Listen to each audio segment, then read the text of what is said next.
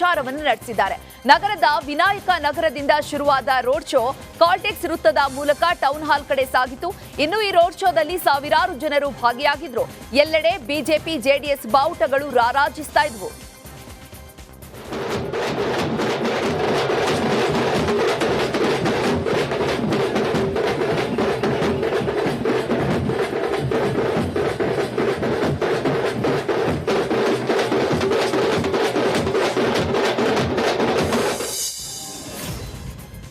ವಿಜಯಪುರ ಲೋಕಸಭಾ ಚುನಾವಣೆ ಅಖಾಡ ರಂಗೇರಿದೆ. ಬಿಜೆಪಿ ಅಭ್ಯರ್ಥಿ ರಮೇಶ್ ಜಿಗಜಿಣಗಿ ಚುನಾವಣಾ ಕಾರ್ಯಾಲಯವನ್ನ ಉದ್ಘಾಟಿಸಿದ್ದಾರೆ.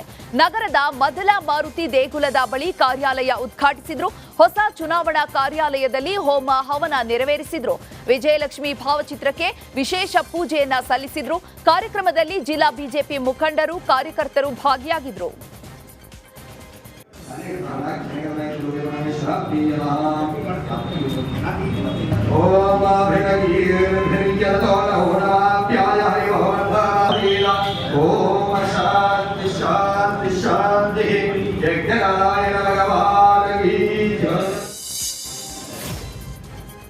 ಸಂಸದೆ ಸುಮಲತಾ ದೇಶದ ದೃಷ್ಟಿಯಿಂದ ಎಲ್ಲರಿಗೆ ಒಪ್ಪಿಗೆಯಾಗುವಂತಹ ನಿರ್ಣಯವನ್ನ ತೆಗೆದುಕೊಂಡಿದ್ದಾರೆ ಅಂತ ಉಡುಪಿಯಲ್ಲಿ ಬಸನಗೌಡ ಪಾಟೀಲ್ ಯತ್ನಾಳ್ ಹೇಳಿದ್ದಾರೆ.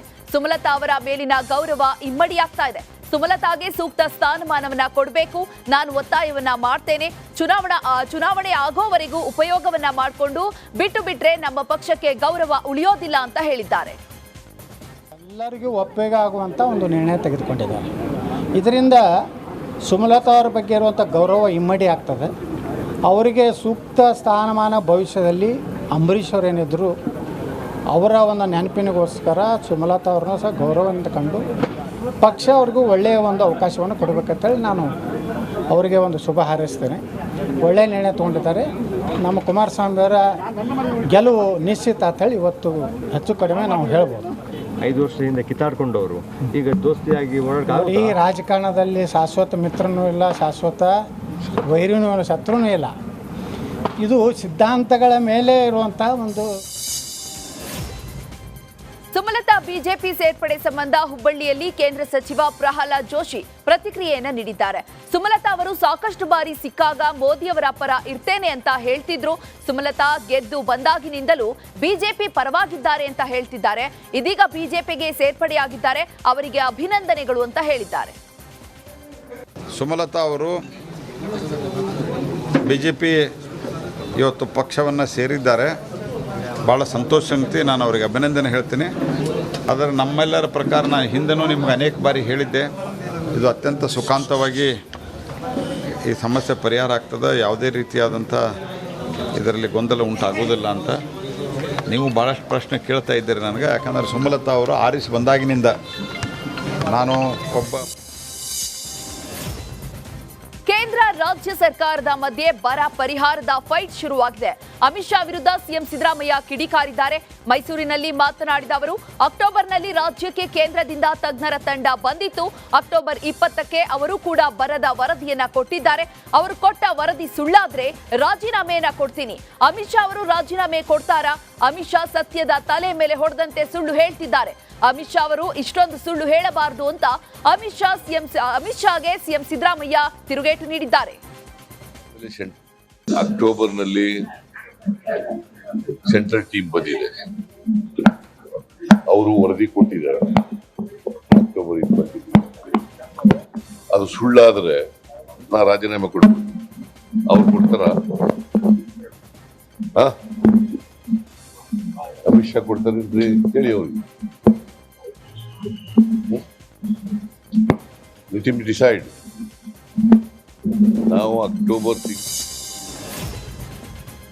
ಚಿಕ್ಕಬಳ್ಳಾಪುರ ಬಿಜೆಪಿಯಲ್ಲಿ ಬಂಡಾಯ ಶಮನವಾಗಿದೆ. ಮುನಿಸು ಮರೆತು ಎಸ್ಆರ್ ವಿಶ್ವನಾಥ್ ಹಾಗೂ ಡಾಕ್ಟರ್ ಕೆ ಸುಧಾಕರ್ ಮತ್ತೆ ಒಂದಾಗಿದ್ದಾರೆ. ಶಾಸಕ ಎಸ್ಆರ್ ವಿಶ್ವನಾಥ್ ಮನೆಗೆ ಚಿಕ್ಕಬಳ್ಳಾಪುರ ಅಭ್ಯರ್ಥಿ ಡಾಕ್ಟರ್ ಕೆ ಸುಧಾಕರ್ ಆಗಮಿಸಿದ್ರು. ಸುಧಾಕರ್ಗೆ ಚುನಾವಣಾ ಉಸ್ತುವಾರಿ ರಾಧಾ ಮೋಹನ್ ದಾಸ್ ಸಾಥ್ ನೀಡಿದ್ರು. ಅಮಿತ್ ಶಾ ಸೂಚನೆ ಮೇರೆಗೆ ವಿಶ್ವನಾಥ್ ಇಂದು ಉಪಹಾರಕ್ಕೆ ಆಹ್ವಾನಿಸಿದ್ರು.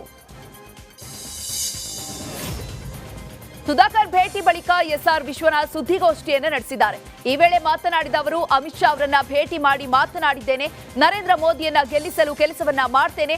ನಾನು ಏನು ಹೇಳಬೇಕೋ ಹೇಳಿದ್ದೇನೆ. 8 ವಿಧಾನಸಭಾ ಕ್ಷೇತ್ರದಲ್ಲಿ ಕೆಲಸವನ್ನ ಮಾಡುವಂತೆ ಸೂಚಿಸಿದ್ದಾರೆ. ನಮ್ಮ ಕ್ಷೇತ್ರದಲ್ಲಿ ಸುಧಾಕರ್ಗೆ ಬಹುಮತವನ್ನ ಕೊಡಿಸ್ತೇನೆ. ನಾಮಪತ್ರ ಸಲ್ಲಿಕೆಗೆ ನಾಳೆ ಹೋಗ್ತೇನೆ ಅಂತ ಹೇಳಿದ್ದಾರೆ.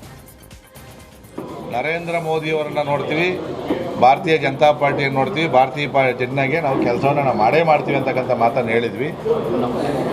ನಿನ್ನೆ ನಮ್ಮ ಗೌರವಾನ್ವಿತ ಗೃಹ ಸಚಿವರು, ಚುನಾವಣಾ ಚಾಣಕ್ಯ ಅಂತಕ್ಕಂಥ ಅಮಿತ್ ಶಾಜಿಯವರು ನಿನ್ನೆ ವೈಯಕ್ತಿಕವಾಗಿ ಅವರನ್ನು ನಾನು ಭೇಟಿ ಮಾಡಿದ್ದೆ.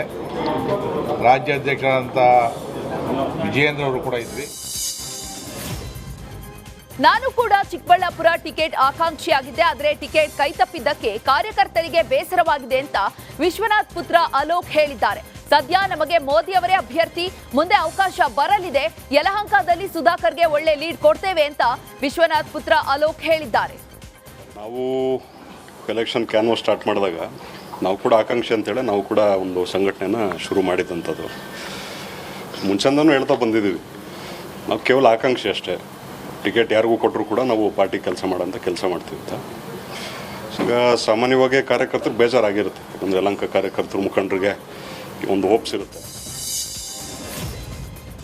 ಕಾಂಗ್ರೆಸ್ ಸರ್ಕಾರದ ವಿರುದ್ಧ ಮಾಜಿ ಸಿಎಂ ಎಚ್.ಡಿ. ಕುಮಾರಸ್ವಾಮಿ ಕಿಡಿಕಾರಿದ್ದಾರೆ. ಮೈಸೂರಿನಲ್ಲಿ ಮಾತನಾಡಿದ ಅವರು, ಕಾಂಗ್ರೆಸ್ ಜೆಡಿಎಸ್ ಮೈತ್ರಿ ಇದ್ದಾಗ ನಾವು ಮೈತ್ರಿ ಧರ್ಮವನ್ನ ಪಾಲನೆ ಮಾಡಿದ್ದೇವೆ. ನಾನು ಮೈತ್ರಿ ಧರ್ಮ ಮುರಿದಿದ್ರೆ ಕಾಂಗ್ರೆಸ್ ಒಂದು ಸ್ಥಾನವೂ ಕೂಡ ಬರ್ತಾ ಇರಲಿಲ್ಲ. ನಾನು ಮೈತ್ರಿ ಧರ್ಮ ಪಾಲನೆ ಮಾಡಬೇಕು ಅಂತ ಹೇಳಿದ್ರೆ ಕಳೆದ ಬಾರಿಯೇ ಬಿಜೆಪಿ ಬೆಂಗಳೂರು ಗ್ರಾಮಾಂತರದಲ್ಲಿ ಗೆಲ್ತಾ ಇತ್ತು. ನಮ್ಮ ಭದ್ರಕೋಟೆಗೆ ಕಾಂಗ್ರೆಸ್ ನುಗ್ಗಲು ಆಗ ನಾನೇ ಅವಕಾಶವನ್ನ ಮಾಡಿಕೊಟ್ಬಿಟ್ಟೆ.